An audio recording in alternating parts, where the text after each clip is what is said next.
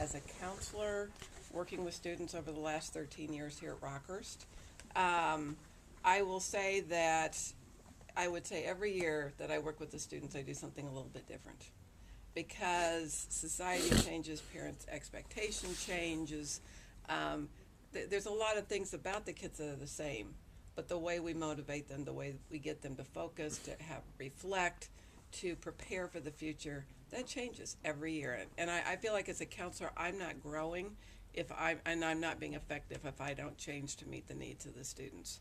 So some of the technology that has changed since I've been here is just one of the big things for us is access to all of your grades.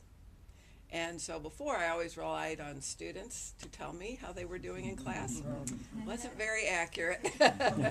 Probably saw a lot of you more because I ran around and asked a whole lot of questions, and I'm sure you see me standing up there in the hallway going, okay, who's she waiting for today?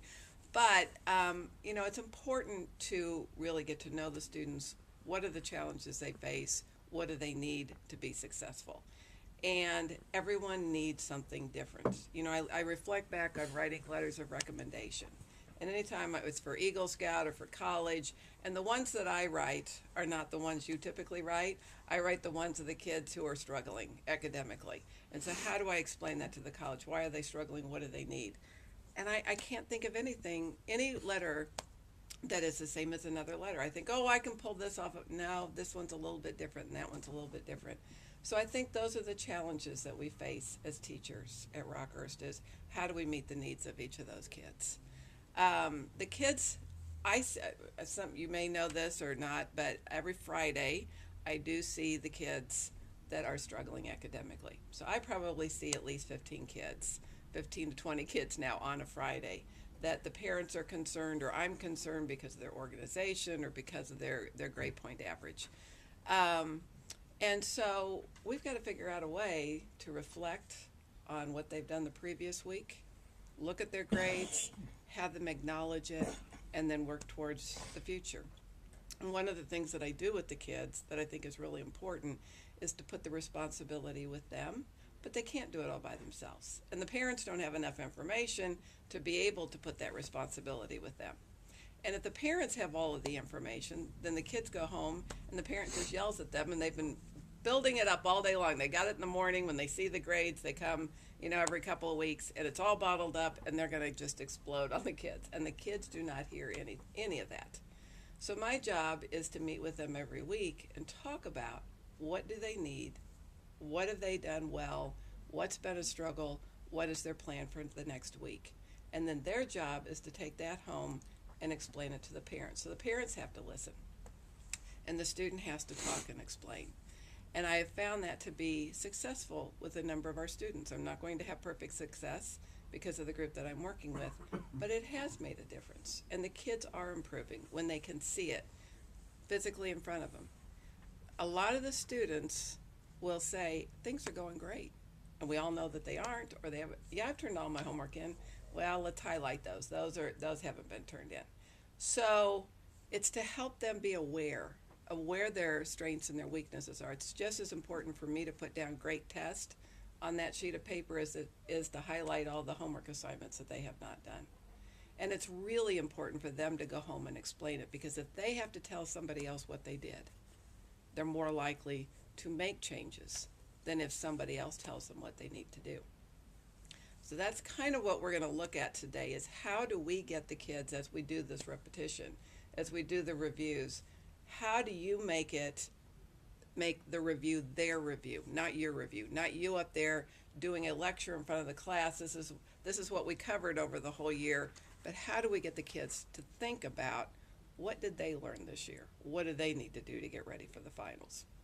So the kids that I was telling you about, the ones that I spend most of my time with, are the kids that try our patience. They are the hardest ones. What do we do with them? Because those are the kids that either they struggle academically, they've got learning disabilities, it's just really hard. And no matter how hard they work, it's not going to go well. And so some of those kids really persevere and they work very hard. And some of those kids just give up. And so you look at it and they're not putting the time and the energy into it. And as teachers, we're frustrated. I was listening to something we said yesterday, a kid that is signing up for extended time. And he came in and he goes, oh, I changed my mind. I want to do this one. And we was, well, why didn't you tell us that earlier? Well, because he has ADD. Why do they not show up on time for the test? Because they have ADD. Why do they not listen to the announcements? Because they have ADD. I get impatient. I know you guys get impatient. It's like, why are you not listening? Well, some kids have trouble with that. And some kids just don't like school. And some kids don't want to do it. There's a whole variety of reasons why they're not doing it. And some of it we know, and some of it there's things that are going on at home that if we knew, we would totally understand why they're having those challenges in school right now, why they're going to have a hard time studying. I had a kid that came in yesterday. How do I change over, to a 2003 system or a 2000 system because I don't have a computer I've got to do at the library. So how do I make that adjustment? Are you going to get a computer? No, probably won't have one anytime soon. So this is a student that doesn't just get to go home and go into his room and work on the computer. He's got to go to the library. So these are all the challenges that we face as teachers and as counselors, and how do we help those kids? When I took over the Student Success Center a couple of years ago, one of the things that kind of surprised me a little bit, and not, somewhat, so we were sitting there talking with all the top kids. Some of you know them, like the Foxes and the Shillings, and all the kids who have straight A's and school is not that difficult for them. And so we sat down and I said, okay guys, what do we need to do to help these kids review for the finals? Dead silence. They just looked around the room and they go, I don't know. I don't study for finals. Because they do all the work all along. When they hear it in the classroom, they get it. They understand it. They work on it. They've got it. They don't really have to study it then. They've done all the work all the way through. And it's pretty easy material for them. And then I've got the other kid that's coming into the Student Success Center that you could explain it to him 10 times and he still doesn't get it. So they don't even know how to help a kid like that. They want to, and the kids are great. They will stand there and work with them, but they don't know how to help a kid who needs to study for finals. So when you're working on finals, you've got that group of kids in your classroom that really don't need to study that much. They'll review for a couple of hours. They'll put their cheat sheet together. They'll be in great shape. So, we don't have to worry about them too much. So when you do review for the final, you're not doing it for them. They've already got it. They've got it organized. They've got everything ready to go. And then you've got that middle group, the group that we really love because they're hard workers. We know they don't get it all the time, but they come in before school, they come in after school, they're coming in during activity period, and they are working so hard. And we want to teach to them because we know they need us. The top group, the Foxes, they don't need us that much. We enjoy the discussion back and forth, and we do make a difference in their lives, but they don't need us like some of the other kids do. So that middle group is the ones that will work and they know what to do and they'll listen to everything that you say. And then you've got the bottom group, the other group, and you're going to do a review. If you get up there and you talk for 2 days, you're going to do a review, and they're going, I never got it the first time. I have no idea what you're talking about. Why am I even going to listen now? It's too late. I don't understand it. I don't want to work. I could spend 10 hours studying this material, and I will never get it.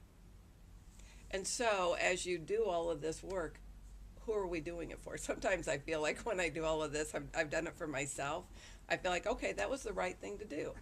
And and I like education. That's why I'm working here. I was a good student. I enjoyed school. But some of these kids don't enjoy school. It's hard. It's not fun. And so how do we reach those kids in the last 2 days as we're getting ready? And it's a question I ask myself over and over again. When I meet with the kids at the end of this time period,